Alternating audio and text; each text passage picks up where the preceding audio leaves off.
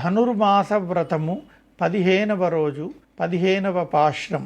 ఎల్లే ఇళంకిళియే இன்னமுறங்குதியோ ஷில்லென்றழையேன்மின்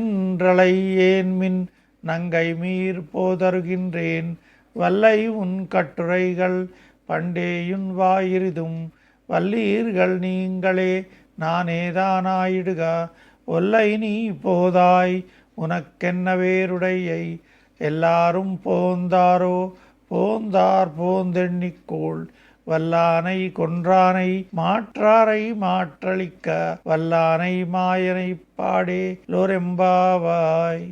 పక్క ఇంటి వద్ద గోపికల మాటల అలికిడి వినిన మరొక గోపిక నిద్రలేచి గానము మొదలుపెట్టినది. ఆమెను పిలుచు విధానమిది. బయటి గోపిక: ఏమే లేత చిలుక, ఇంకా నిద్రించుచున్నావా?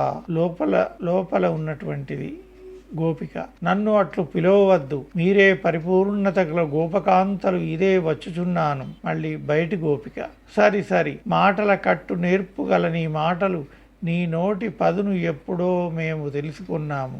లోపలి గోపిక: మాటలు మాట్లాడుటలో మీరే సమర్థులు రండి, ఒంటరిదానను నేనే యగుదును. మళ్ళీ బయటి గోపిక: సరి నీవు వెంటనే వెలుపలికి రమ్ము, నీకు వేరే పని ఏమి? మళ్ళీ లోపలి గోపిక: మనవారు అందరూ గోపికలు వచ్చినారా? బయటి గోపిక: అందరూ రానే వచ్చిరి, నీవు వెలుపలికి వచ్చి లెక్కించుకొనుము.